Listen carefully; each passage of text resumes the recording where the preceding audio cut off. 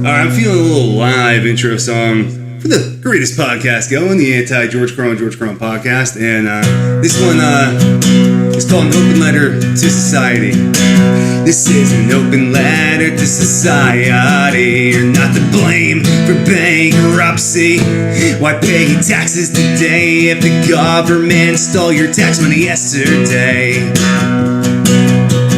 Corporations have taken over and ruled the economy like a bulldozer. And like Happy Gilmore, there's incentive to take grandma's house away. Not grandma's house.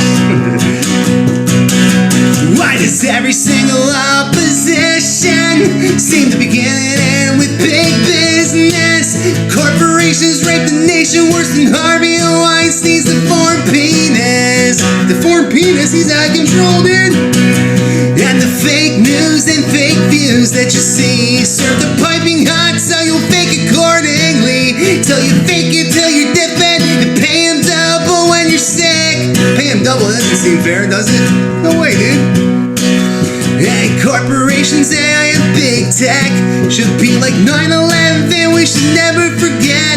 This is not a test of the emergency broadcast system.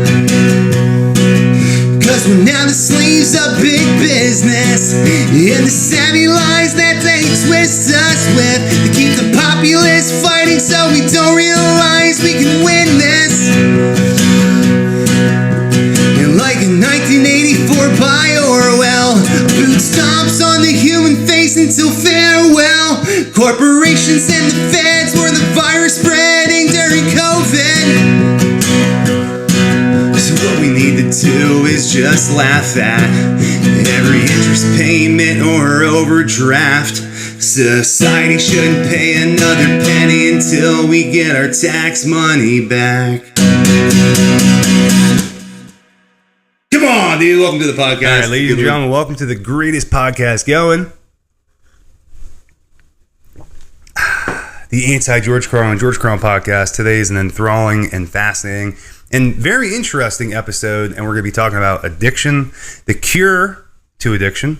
If you know anything about me, I owned a sober living called Integrity House shortly after my older brother Dave passed away of a fentanyl overdose, January 18th, 2016. I learned a lot, and I want to shed some light around common fallacies surrounding addiction and alcoholism and suicide, because suicide, right now, the rates of suicide are still sky high, and they're not coming down. And the addiction overdose rates and death rates are still sky high, and they're not really coming down.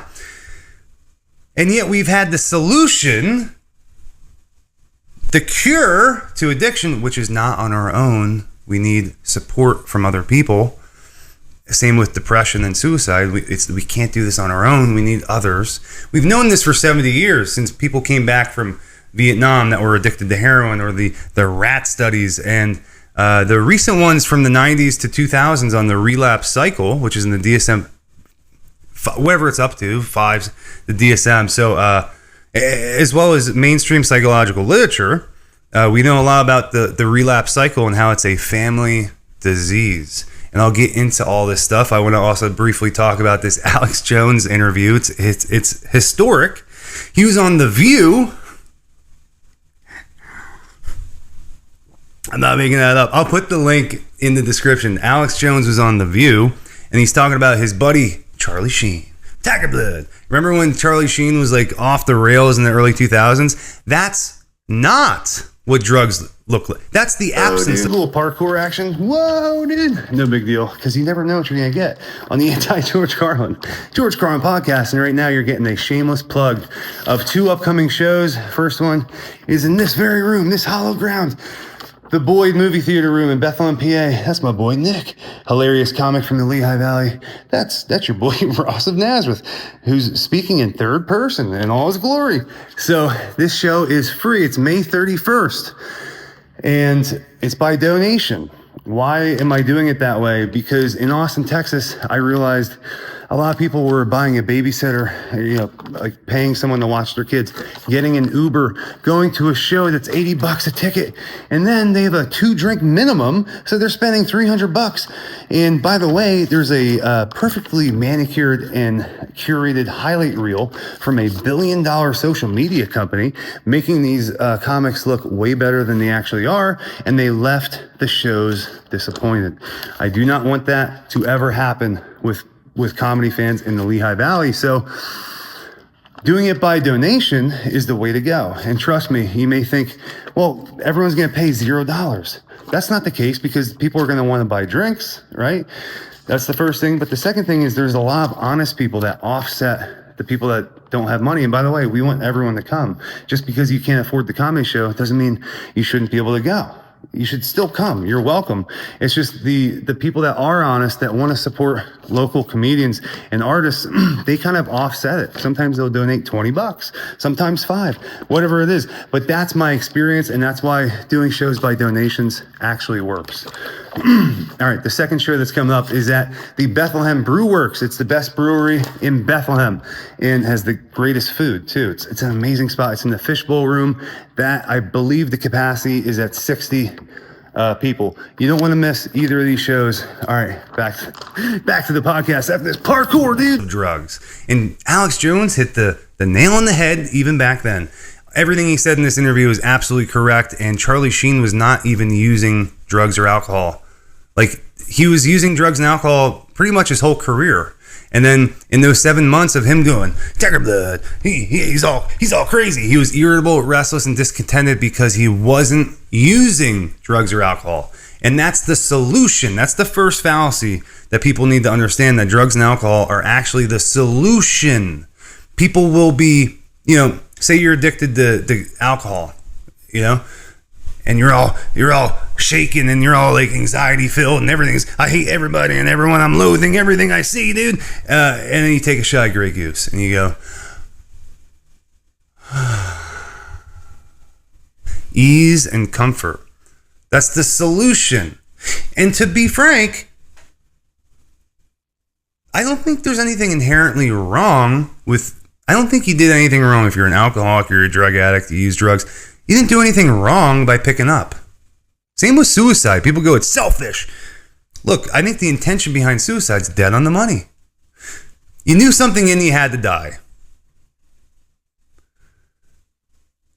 You just tried killing the wrong self. The intention was dead on the money. You were trying to kill your thinking, not the physical body, right? You were trying to kill the thinking, the thought process. You didn't want to you didn't want to attach yourself to your thinking anymore.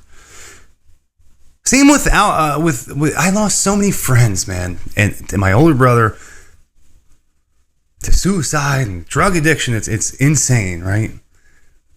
But the intention behind the drugs and alcohol are dead in the money. They're trying to connect. That's all they were trying to do, and they died because no one. We'll get into this stuff because, you know what, man, it really does piss me off because they didn't do anything wrong by picking up drugs or alcohol. They're just trying to connect, and they were doing the best they could with the circumstances they were given. The relapse cycle is this.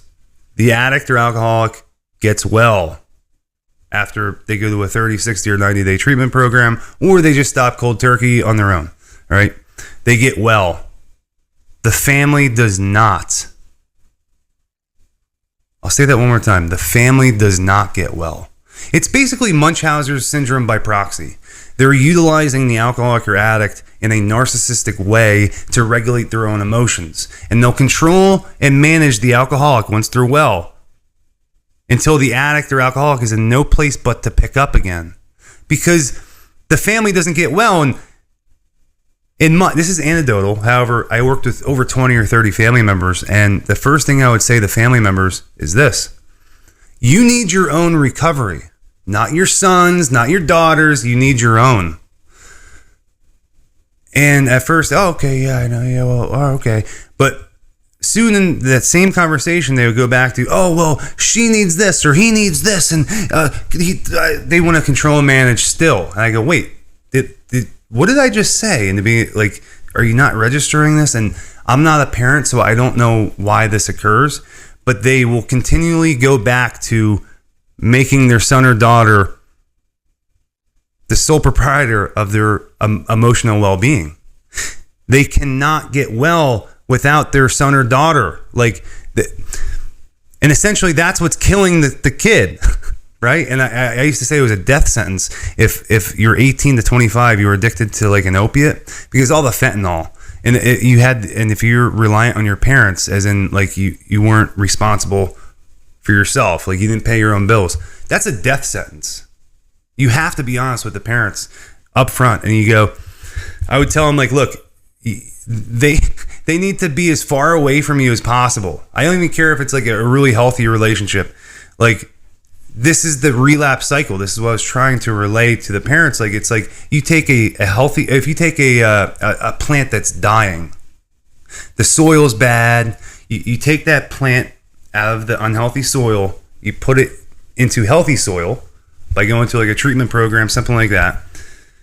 This plant is now thriving because it's in healthy soil. It recovered.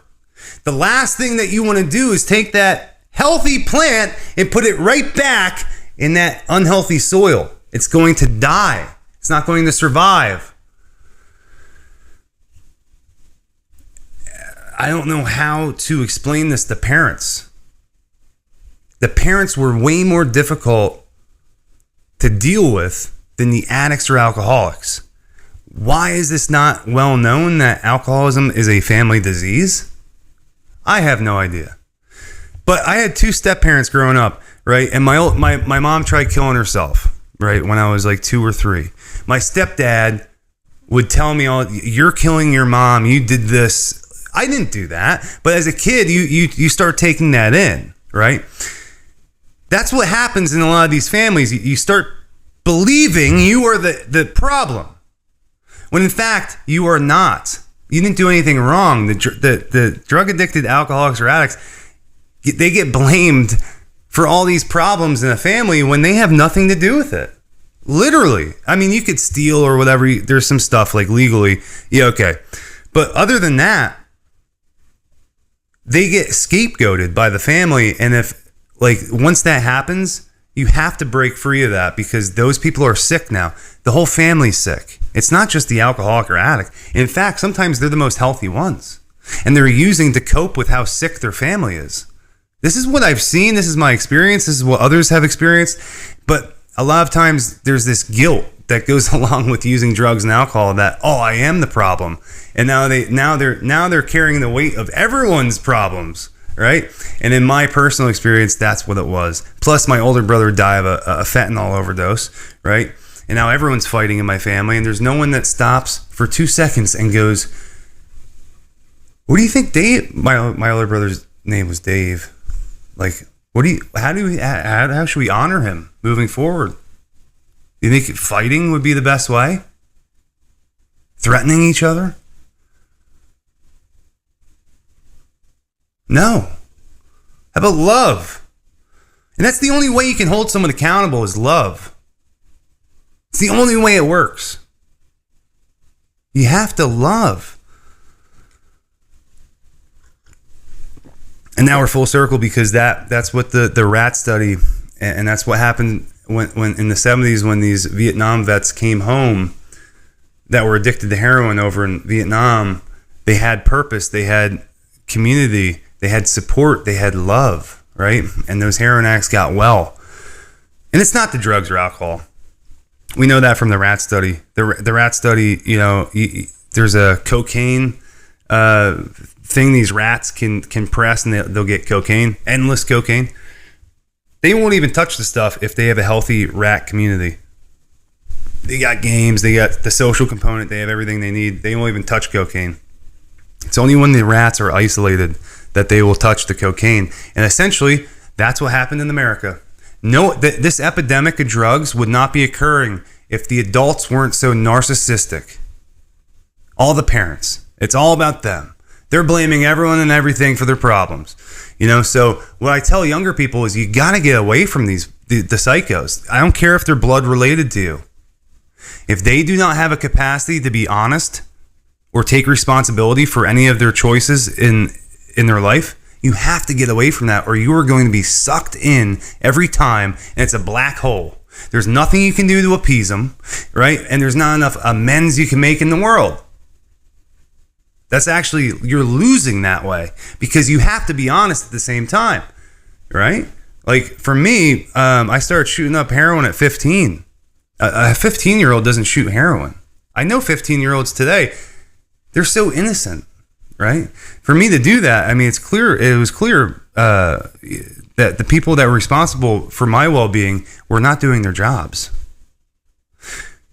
As an adult, you know, I had to take responsibility for my drug addiction by going to jails. I missed my brother's funeral because I went to jail.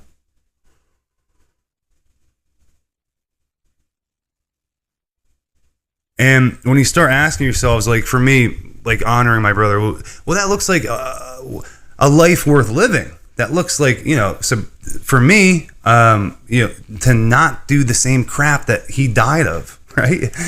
It's to help people. Maybe it's about helping others. Maybe it's not even about me. Maybe to do less me, more others. You know, maybe that's the answer. Who knows, right? Maybe it's connecting to a concrete, a literal connection that's always and constantly available, called the Spirit or God. Maybe it's tethering into that. That's always available. The fleeting sense of enlightenment from taking a shot at Grey Goose, that's fleeting. Although the intention's there, the money. Like they're just trying to connect, like I was saying. So anyways, I did jump around here, and I hope people could get something out of this podcast with a little bit more understanding of the addiction cycle and all that. And I know this is a little bit more serious of a podcast. But look, you know, this is a real issue. You know, I'm in Pennsylvania. I'm an hour away from this spot in Philadelphia called Kensington. And if you go down there, it's a nightmare, man. It's hellish. And there's a solution, which is the most heartbreaking part about it all. It's like, if you could just give some love out. Like the family members of every person in Kensington, Philadelphia, they have a family. They have a story. Some of the greatest minds, I think, of our generation were drug addicts. And that's how it's always been. Look, the people, Watson and Crick, the DNA founders, I believe they took LSD. Ben Franklin, he was smoking opium the day with the electricity and the key and, you know, egg around. If you look back in history, some of the most prolific artists and scientists and mathematicians were drug addicts, or at least did some sort of segment for it. There's all these examples of drugs helping people. And at the same time, there's some negative consequences, but it seems like America just lumped the negative consequences. It's similar to this. If you have a salad that's 99% salad, but 1% shit, you're gonna go, this is a shit salad, when in fact it's 99% salad, right? That's what it's just human. You have a proclivity to only look at the negatives, and that's what this drug epidemic kind of did to America. We only look at the negatives, but there's a superpower to being a drug addict. You're resilient, right? You have this willpower and this like undeniable yearning to get what you want. And if it's harnessed right, you're unstoppable. Anyways, so this is an interesting podcast. I think I'm done for this, done ranting here. I hope someone got something out of this. Anyways, love you. You did nothing wrong if you are a drug addicted freak, because things do get better. But you can't do it on your own.